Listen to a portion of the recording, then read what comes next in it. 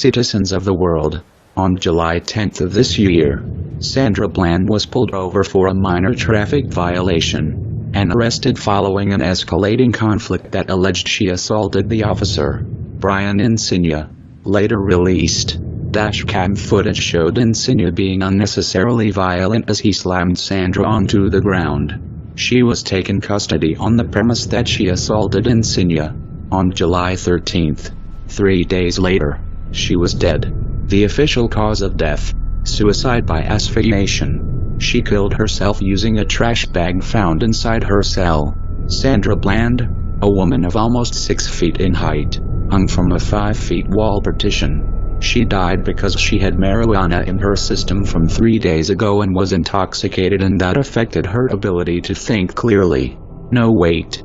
She died after ingesting a quote, significant amount of it, in her cell. No. These are lies created by Texas State Troopers' false accounts as well as the Waller County Sheriff's Department. The truth is, Sandra Bland was murdered by the same people that swore to defend and protect the citizens of the United States. These men have no honor, and we cannot abide by their word or trust their so-called evidence. Sandra Bland was already dead in her mugshot. There are factors that stand by this conclusion as well as significant evidence. Waller County law enforcement was involved in tampering with much of the documentation as well as the mugshot. Allow us to run you through those points. Number 1. Waller County Jail does not put their detained in orange jumpsuits until after they have been processed. Evidence of this is all across their online records. Every detainee is in street clothes, looking straight at the camera, with their shoulders angled, and their bodies away from the wall. This brings us to point number 2. Look at her hair. Her locks are pointing back instead of hanging straight down.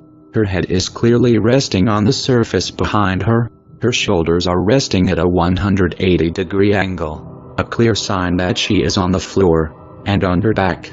Another clear indication is cited when examining the fat on her face, as it is being pushed towards her ear by the force of gravity. Let's take a second and ask ourselves, why would law enforcement officials take a mugshot with the accused on the ground and on their back? More on that in a second.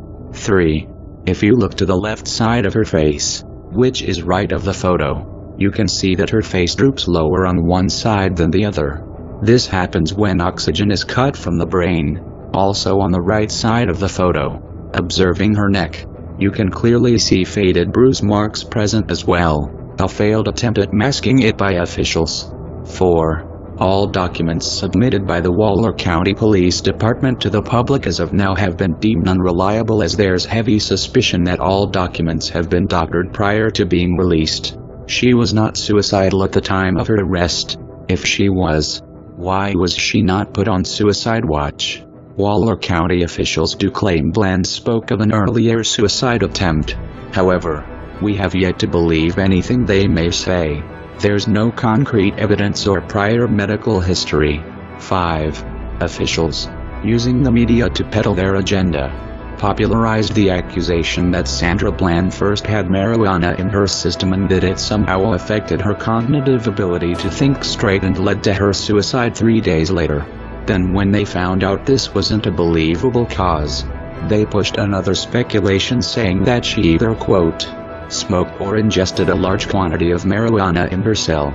6. CNN reported a cellmate next door describing the entire dilemma as quiet and that she did not hear any struggle or screaming. Why did they not ask her if she could smell marijuana as well? 7. The booking sheet belonging to Sandra Bland, also released to the public, does not show a clear mugshot. Both front and side shots are darkened to the point where no facial features can be seen. 8. Both the cell photo that was released as well as the dash cam were either edited or irrelevant. The photo of cell 95 was taken either before Sandra even arrived to the cell or after her death. Both have issues. If the photo was taken before, we know for a fact that Waller County officials have something to hide and decided to peddle this to the media. If the photo was taken right after, as they claim, then who had the time to rebag the trash can after a clear successful suicide using that same object was used? Again, unreliable. 9. A clear attempt at doctoring the nutshot was made by Waller County authorities. It failed. The original is now circulating across the internet. The anonymous collective is enraged at the failed attempt by Waller County PD and the Texas Trooper Association to mask a blatant act of crime against an innocent woman. And we will not stand as Sandra's death becomes another hashtag and then a statistic.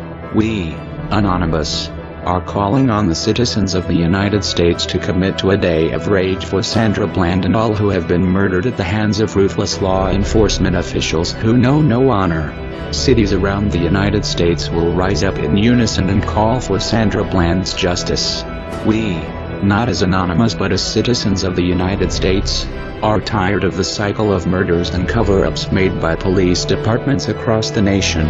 We demand that each police chief at each protesting city to come out to the crowds and renew their pledge to protect the people they serve.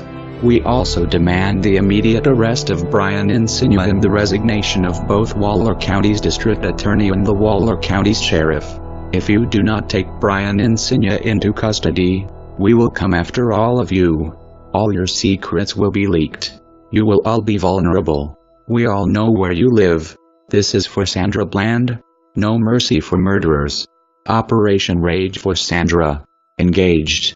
We are Anonymous. We are Legion. We do not forgive. We do not forget. Waller County Law Enforcement. It's too late to expect us.